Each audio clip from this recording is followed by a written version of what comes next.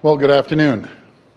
As we work through the second wave of COVID-19, now more than ever, we have to make sure our healthcare heroes have the access to critical PPE they need to keep themselves and others safe.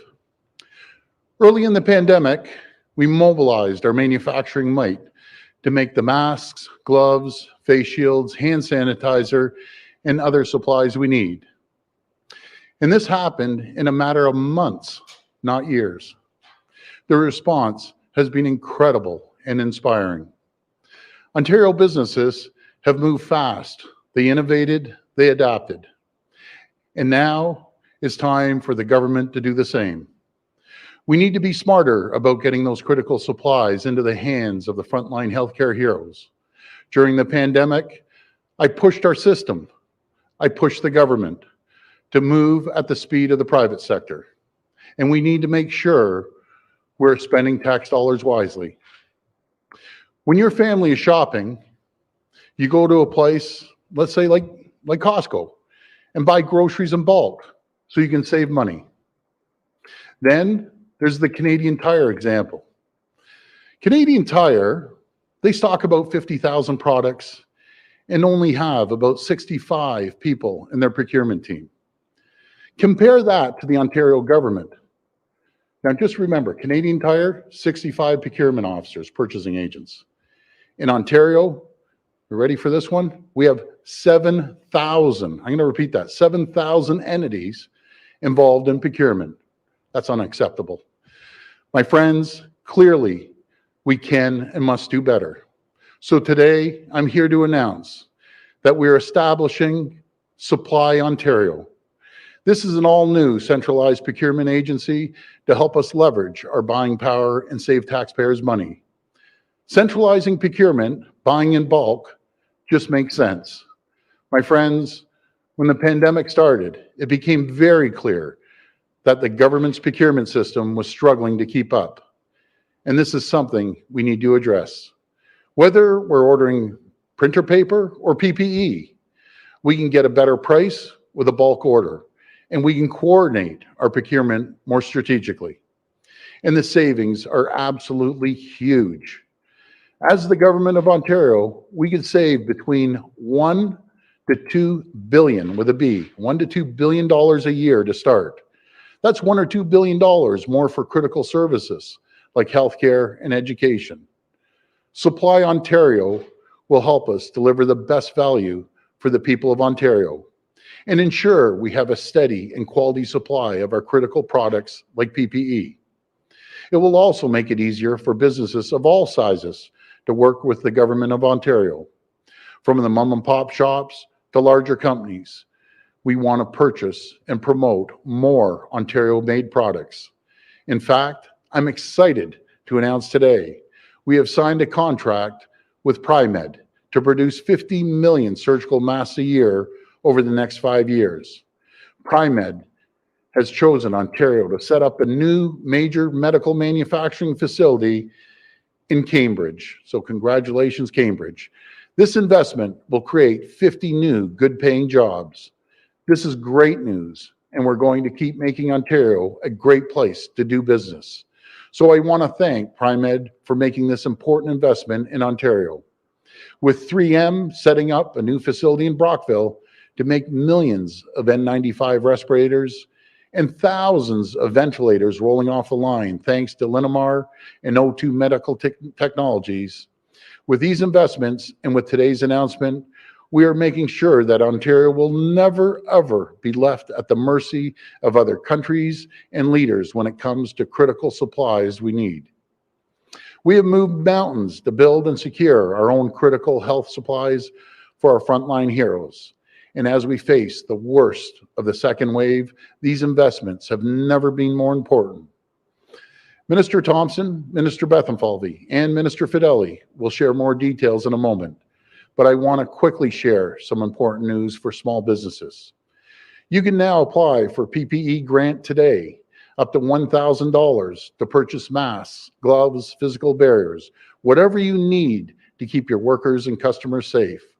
We're also opening applications today for the $300 million rebate program to help small businesses with costs associated with property taxes and energy bills.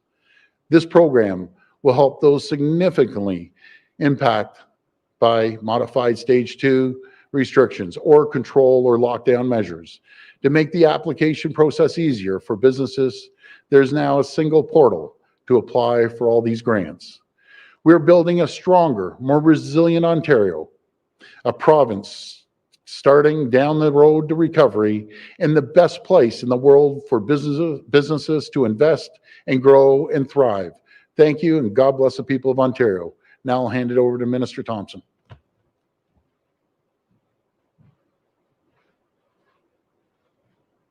Thank you, Premier. Pri-Med has been an invaluable partner throughout the pandemic, and I am very pleased that we are taking this partnership to the next level. Over the next 5 years, Pri-Med will produce 50 million of the level 1 and level 2 surgical masks we need to combat COVID-19. This will happen in a brand new facility that, when fully operational, will employ upwards of 250 people producing surgical masks and N95 respirators. This is incredible news for Cambridge and Southern Ontario.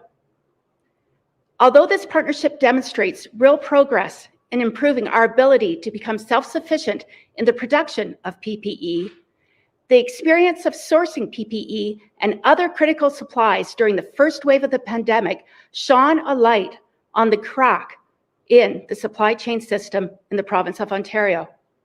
Until now, over 7,000 public sector entities have been responsible for their own procurement, getting neither the best price for taxpayers nor, as we have learned, guaranteed access to critical supplies when we need them. The Premier has said time and again, we should never need to rely on another jurisdiction to keep Ontarians safe. With Supply Ontario, we will never have to. We will transition from buying piecemeal to buying as one. Supply Ontario will lead procurement for the entire Ontario public service, broader public sector, as well as the health sector. It will increase Ontario's buying power and deliver better value to taxpayers. All the while, it will also provide central oversight of our inventory to ensure that we always have the supplies we need when we need them in order to keep our province safe and secure. Supply Ontario is a made-in-Ontario solution that will support greater domestic production as well as drive job creation and economic growth. The new agency will open up opportunities for Ontario manufacturers and innovators to bid for projects to supply our province as they answer the Premier's call during the pandemic. This agency will revolutionize the way the Government of Ontario approaches supply management. Supply Ontario will make us more efficient and cost-effective, which will benefit all individuals, families, and businesses. I firmly believe Supply Ontario is a true win for this province, and it gives me great confidence in our strength and resilience as we look towards recovery. I will now turn things over to my colleague, Minister Peter Bethlenfalvy.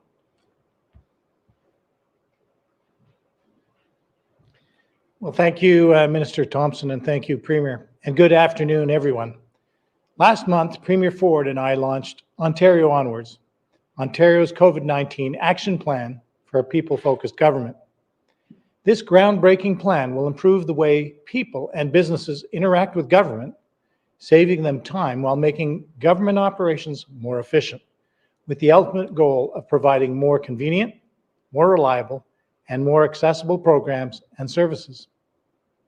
Today, we're here to launch one of Ontario Onward's signature projects, the establishment of Supply Ontario. This centralized, streamlined supply chain agency will leverage the immense bulk buying power of our province and deliver greater value for taxpayer dollars. Aujourd'hui, nous lançons l'un des projets phares de notre plan d'action, Faire progresser l'Ontario, l'établissement d'approvisionnement Ontario. Cet organisme centralisé et rationalisé de la chaîne d'approvisionnement permettra de tirer parti de l'immense pouvoir d'achat en gros de notre province et de mieux utiliser l'argent des contribuables.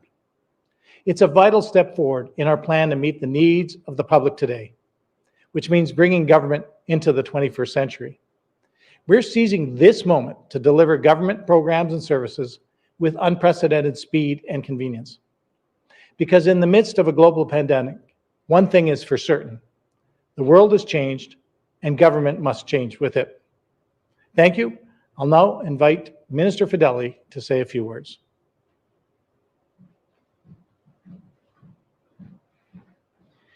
Thank you, Peter, and thank you, Premier and our ministers. Pri-Med is a great example of an Ontario company that stepped up and demonstrated the best of the Ontario spirit in the fight against COVID-19. They are part of an innovation and technology ecosystem that will make the solutions of tomorrow a reality today. That is why the Ontario Made program is so important. Just a few short months ago, we teamed up with the Canadian manufacturers and exporters to launch the Ontario Made program. We unveiled the Ontario Made label and put the call out to our world-class manufacturers to get involved in the program and to have Pri-Med join Ontario Made and use the Ontario Made label is indeed a credit to this program. Through Supply Ontario and the ongoing work of the Ontario Together program, we will further encourage domestic production for the goods we buy, creating good jobs and growing our economy right here at home. It will create greater opportunities for Ontario businesses to bid for Ontario government projects. Ontario small businesses and innovators will have the opportunity to help solve targeted challenges, and there will be a focus on ensuring greater economic benefits for our own families from Supply Ontario.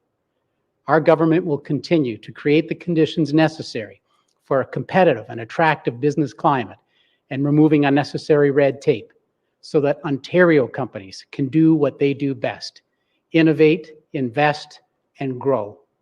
Thank you. We'll go to the phone line for questions. First question, please. Your first question comes from Laura Stone with the Globe and Mail. Please go ahead. Hi, Laura. Hi, Premier.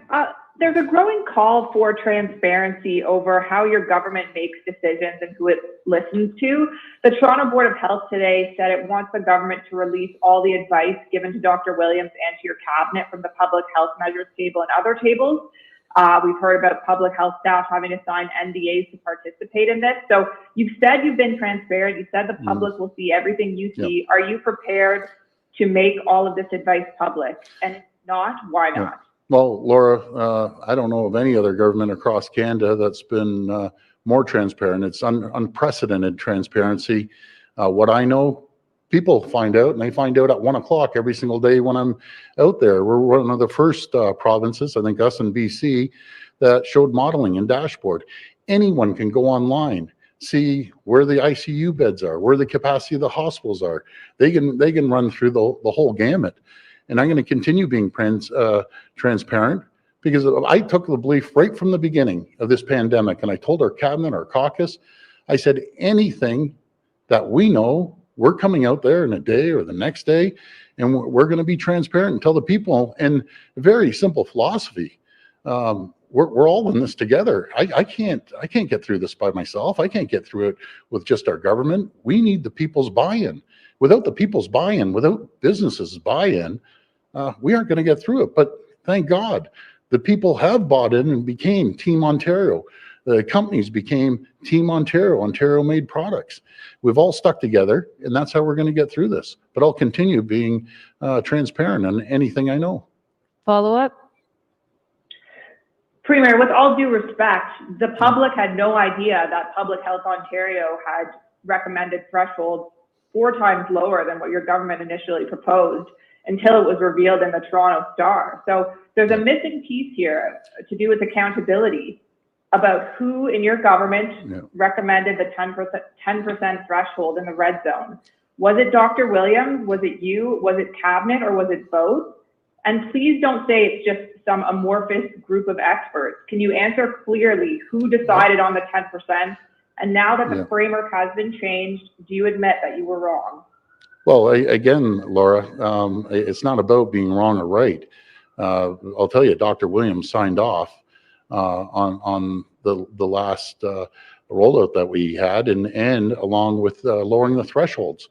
So on both items, a week before, when we saw the numbers at 900 to 1,200, he signed off on it. And I'll take responsibility for everything in this province, as I have from day one, and I'll continue doing that. But again, I listened to Dr. Williams, Dr. Brown. Dr. Brown came out here, I think once, maybe then, he told me, just under Dr. Brown has 100 docs giving him advice. Not to mention who Dr. Williams works with, or any of the other doctors, be it Dr. Dirk. But we're going to continue being transparent, and I'll pass it over to the Minister of Health. Thank you.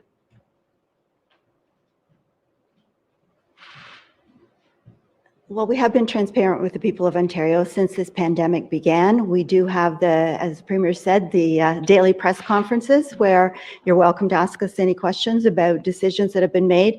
But we also have people coming forward. Dr. Williams does 2 briefings per week on his own without any politicians being around. People are, again, available to answer any questions.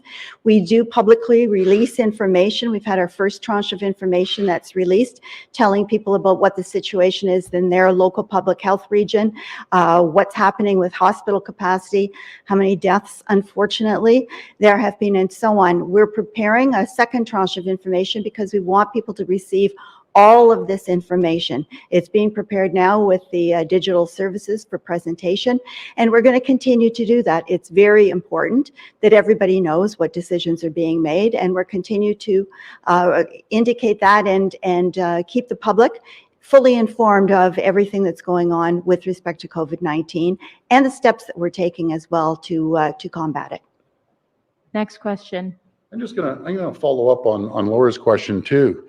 Our team here is the only team in the entire country. I'm the only premier in the entire country. I'll even go one step further. I'm the only elected official in the entire country that comes out here every single day, never missed a day, unless it's a civic holiday, but never misses a day, and takes questions from the media, and tough questions too. So I don't shy away from it at all. I'm going to continue coming out here every day, informing the people of Ontario. And I'll tell you, that doesn't happen across the country in any jurisdiction except here. So I'm going to continue being transparent. Next question, please. Your next question comes from Haley Cooper with News Talk 1010. Please go ahead. Hi, Haley. Thank you. Hi, Premier. Hi.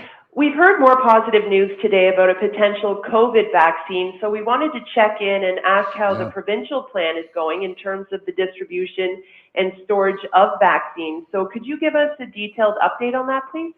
I'm going to pass it over to the expert, but I'm just going to throw my comments. I always say what we talked about today, about procurement, about supply chain, logistics. I'm an expert at that. I spent 30 some odd years in the US and Canada, but I will pass it to the expert, the Minister of Health. But what I can tell you before I pass it, This vaccine has to be stored in minus 76 degrees or 78, and it's going to be a huge logistical operation. And we've sat down, we're coming up with a solid plan. So when the vaccine hits our dock, and hopefully sooner than later, it's out the door. It's out the door to top priority areas, be it the frontline healthcare workers, long-term care, and so on and so forth. I'll pass it over to the minister. Thank you. Well, it's great that there is some promising news right now, both with the Pfizer vaccine, and today we heard about the Moderna vaccine, but they should be available within the next few months. But we do have an entire team at the Ministry of Health that is working on the plan for distribution, including people who are logistical experts, because as the Premier indicated, at least the Pfizer vaccine has to be stored at minus 75, minus 76 degrees. And so transportation is going to be really key, where it's going to be first delivered to, and then how it's going to be distributed to ultimate vaccine locations. We also have people who are, in addition to being vaccine experts, we also have ethicists on this group to help us make sure that it's distributed fairly and equitably, and to the people that absolutely need it the most. So this is a top priority for us in the Ministry of Health, because as soon as those vaccines are available, we want to get them to the people and get them in people's arms, because that's the best way to protect yourself. So we will be ready to go as soon as the vaccines are available. Follow-up? Thank you. And my follow-up, Premier, we want to know how much is the holiday shopping season playing into your decision on whether to go into a lockdown? Well, nothing's more important other than the health and safety of the people. Without the health and safety, and if we continue seeing that spike go up, Haley, and by the way, another great question, two great questions. I look at the health and safety over anything else. We'll always have other celebrations. We'll always have other Christmases. But if the numbers continue to spike, as I said before, I won't hesitate in a heartbeat to lock things down. I'm sorry for a lot of the small businesses, but it's better to have a healthy and safe community than one that the virus just is totally out of control. And there's still time for all of us, and we all play a critical part, not just the government, the people out there. It doesn't matter if I put color codes of purple, pink, whatever it is. At the end of the day, we need to follow the protocols. We need to make sure that we social distance. We got to stay at home. Leave when you have to get groceries. Don't bring your family out for a shopping excursion. Go one, or if you have to, bring another person, but that's it. And again, I'll pass it over to the Minister of Health. Thank you. Well, the health and well-being of the people of Ontario is our most important priority, and that is why we are asking people to limit going out, to try and stay within your own group of people that live in the same household, to limit going out for non-essential purposes. And when large groups of people get together in places like malls, that can end up as a super spreader. So we need to be very careful about that. But of course, there are other ways that people can shop online and so on. We don't want people to miss out on having a happy celebration, but there are safe ways to do that in ways that aren't going to endanger your health or the health of the people around you. Next question. Your next question comes from Melissa Candelaria with your TV Halton. Please go ahead. Hi, Melissa. How you doing? Good, thank you. Thank you, Good. Premier. I guess just to further to the previous question, it was around a month or two before, back at Thanksgiving, when the province had initiated a plan or a suggestion as to how we should celebrate that holiday. Yeah. And so further to the shopping question, have you discussed what your recommendations is to our residents, Halton and across Ontario, how we should be celebrating this coming holiday? Well, we're still, what is it, about 6 weeks away still? I'm saying be cautious. I mean, be super cautious, and just make sure that we follow the protocols and not out there celebrating and having a large amount of people over to your house. We just can't have that now. But again, I'm going to pass it to the health expert. I'm passing over to the Minister of Health. Thank you. Well, people do need to be very careful, and I have had several conversations with Dr. Williams about recommendations for the upcoming holiday season. I know that people want to get together with friends and family and celebrate. All of that's important, but we may need to look at it a little differently this year. But we will be coming forward with those suggestions in the next short while so that everybody will know where they stand, because I know that people are trying to make their plans for the holidays as they're coming forward. And we are working on that right now at the ministry. So we hope to have some information for you very shortly. Follow up? Yes, and I guess just to localize it a little bit for me here. So not a while ago, Halton was under the microscope and potential under the old threshold and going to a modified stage 2. You had received several letters from local politicians advising against that sort of thing because compared to Toronto and Peel, our numbers weren't as high or dangerous. Having said that, with the new threshold, we have been grouped in with those higher communities such as Peel and Toronto, and I just wanted to get a more clear answer as to why, when our numbers aren't suggesting that we are, lack of a better term, as bad or as dangerous as those regions are. Yeah, so I think a lot of people I've talked to, and even out in Halton, and I'm not going to speak for everyone. I had one of the mayors text me and say, hey, I support the threshold going down. So I think, honestly, I think it was a real wake-up call when we saw the numbers potentially, and I say potentially, hitting 6,500 cases a day. It was a real wake-up call for everyone. Health is the priority over anything. Without the health of the people, we won't have an economy. So our 100% focus is going to be making sure we lower and flatten this curve that we've seen take off. Not just here, we see it around Canada, we see it around the world, and we see it in the US. And so far, you know, even though the numbers are climbing, we still have an opportunity to get our hands around this with the help of the people. Without the help of the people, then it's not going to happen if we continue going out and celebrating. Next question. Your next question comes from Natasha McDonald with Radio Canada. Please go ahead. Hi, Natasha. Hi, Premier. We're seeing more and more deaths in long-term care, more than over 700 residents infected, 500 staff infected.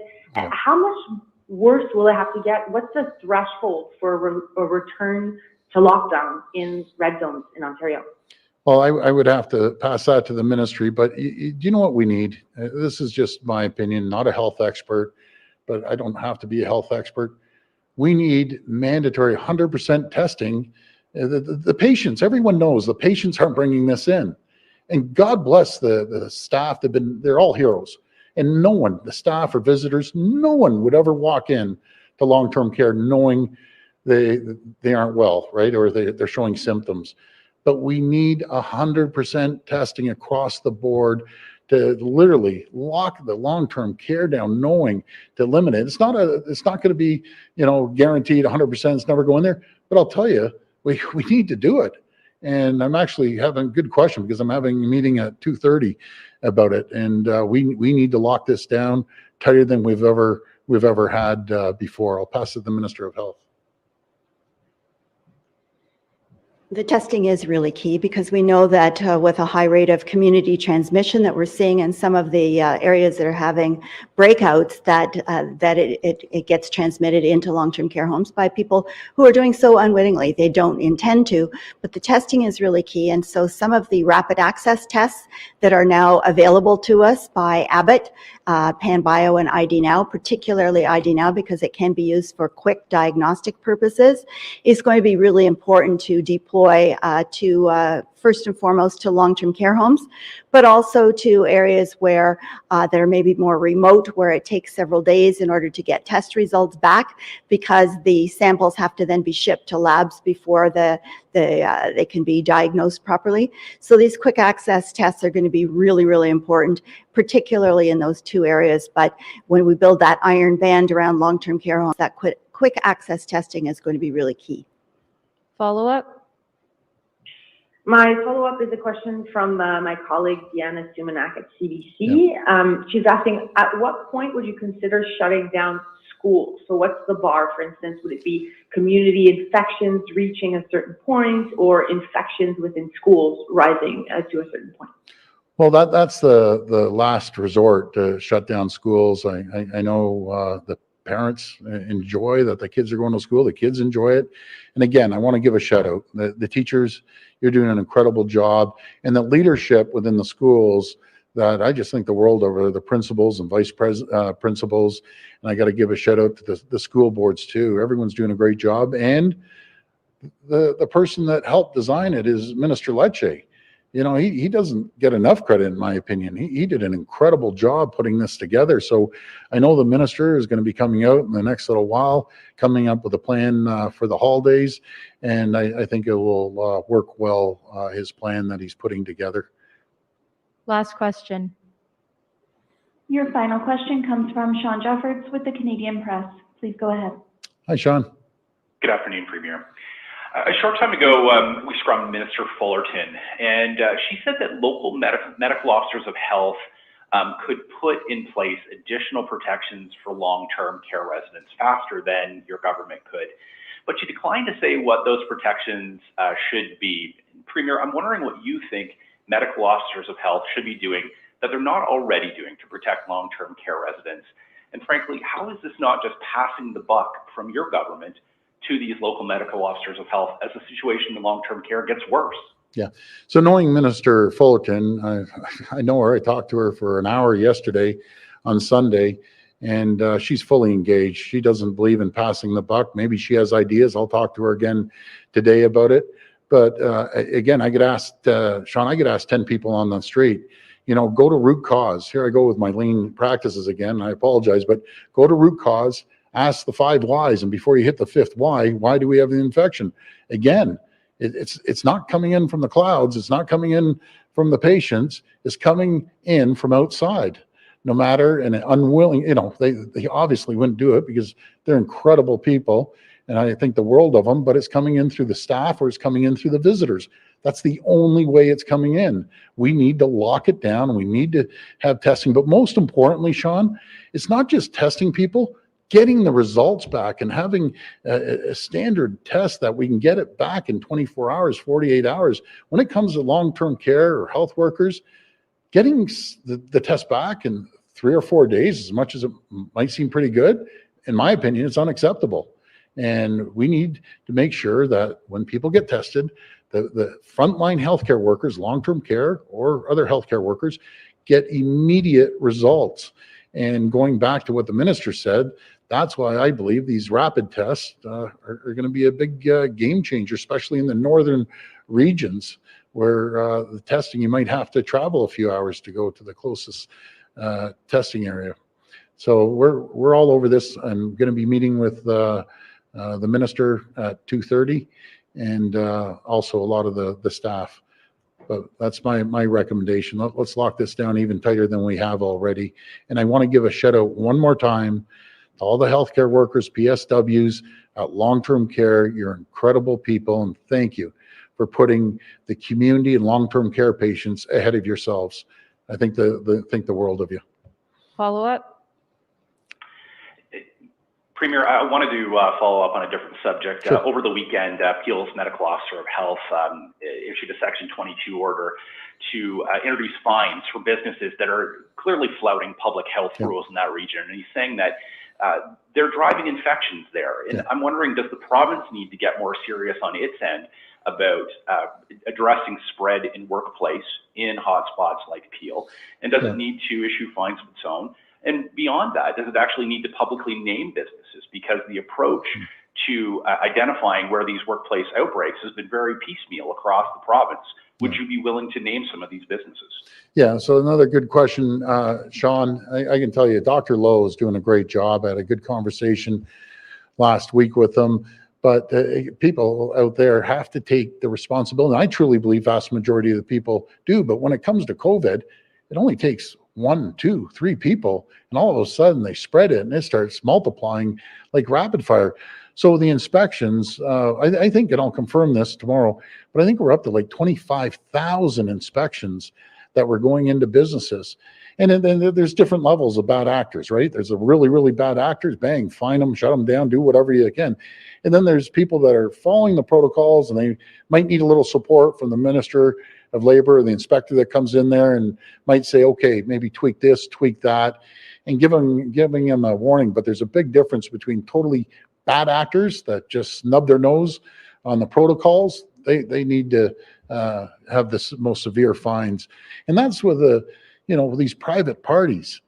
Guys, if we continue with the private parties on the weekend, I thought there was like 4th of July happening up in north of Etobicoke. I was up by my office. I'm seeing fireworks going all over there. God bless you. Have fun. But guys, you got to have fun within your own family and your own household. And so that was disturbing. Now what we're going to do, we're going to see what happens 2 weeks down the road, as we did with Thanksgiving, as we did with Halloween. Man, like if everyone doesn't follow, the vast majority of people are following the rules. So that's what I'm just asking people. Please just follow the rules, and we're going to get through this. There is hope. There is hope for us to continue moving forward. Just look at it around the world, the lockdowns in France and in UK and Ireland and Spain, and I could name them all. You see what's happening in the US, our closest neighbor. You see what's happening out in Manitoba. And by the way, Premier Pallister's doing a great job out there. Manitoba, you be it Alberta, or you see the whole West Coast. The cases are going like traveling. If you have to, I guess you have to, but try to stay within our province. Don't be going to Manitoba. They're great people over there. Don't be going into Quebec. They're both great provinces, but let's just stick with Ontario, and that's what we need to do. Is there another question coming up? I just want to talk about this announcement again. This is a massive, massive announcement. I don't know if people realize how big of an announcement it is. For years and years, just imagine having 7,000 procurement officers down here compared to a place like Canadian Tire or Walmart or Costco or Loblaws in the government. So I'll give you an example. I always like using the toilet paper or paper or pens. Just imagine all these entities across Ontario all buying toilet paper when we have Kimberly-Clark and Irving Tissue down the street here in Toronto that we can place direct orders and people can go online. And it's just common sense that you buy in bulk, and each, no matter what agency or what department or what ministry, you want your box of toilet paper, you go online like any other place, you order it and they ship it in. But just think of toilet paper being bought by a distributor that sells it to another distributor, that the third distributor then sells it to the province with massive markups. And by the way, and we could be paying all sorts of prices. I guarantee you, we're probably paying 20 different prices for toilet paper or paper and pens. But what the ministers want to do, we want Ontario-made products here, create more jobs, more opportunities, and keep the jobs here rather than shipping them all over the world to get our products. It's unacceptable. We're changing the scorecard, and Minister Fedeli is doing a great job. So, typical government, and when I say typical government, I don't always see eye to eye with any government, but here and there, typical government has the form, and whoever comes up with a lower price, well, they're getting it. Well, no. Why don't we get additional points for a company that's here in Ontario? If it's out of 100, I'm just throwing out wild figures, give 10 points if you manufacture here, give 20 points. Because what happens, people bid on it, and guess what? They're shipping the goods down to Mexico to get made and being shipped up here. I don't want that. I want a made in Ontario products. There's so many jobs available. If Ontario focuses, give the first right of refusal. And by the way, be competitive, folks, because if we aren't competitive, then we have no choice. But we can compete against anyone, and we can create tens of thousands of jobs and billions of dollars right here in Ontario. Let's forget about everyone else. We're an economic powerhouse. We can do it, and we will do it. And it's going to help small businesses, some medium and large companies buy Ontario made, and we have to lead by example, and that's what we're going to do. There's tens of billions of dollars out there that we're going to start producing here. We're going to worry about the people of Ontario, not worry about the rest of the world. We're worrying about the people of Ontario and creating jobs here, led by my great ministers. But thank you, everyone, and God bless you. Thank you. Thanks, everyone.